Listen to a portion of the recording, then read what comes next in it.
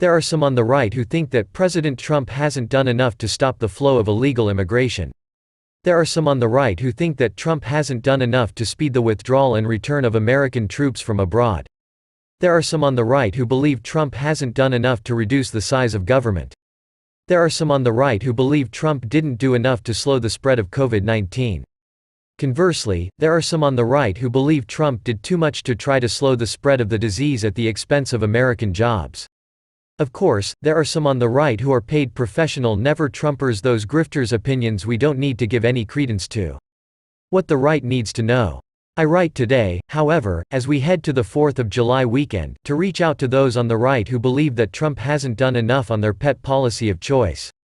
If you are wavering in your support for President Trump, if you are thinking about sitting out the election in November, or God forbid you are seriously giving any thought at all to wasting a vote for a third-party candidate or the Democrats' Manchurian candidate, I am here to tell you one thing and one thing only: President Trump is the only thing standing between you and the angry woke mob.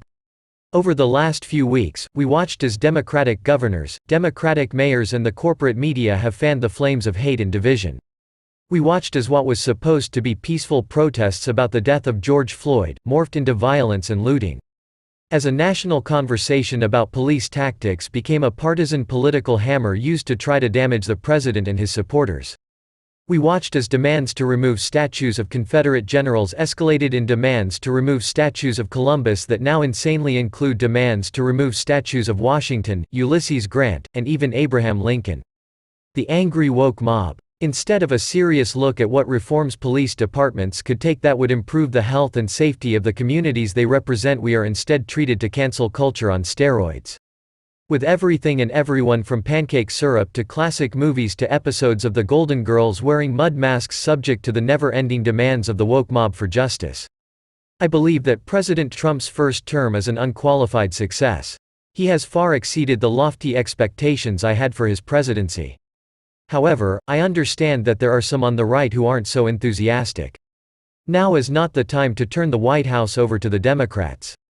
If you are a conservative, who cares even one iota about the future of this country and for our culture, you must recognize that President Trump is the only thing standing between the angry woke mob and you and your family.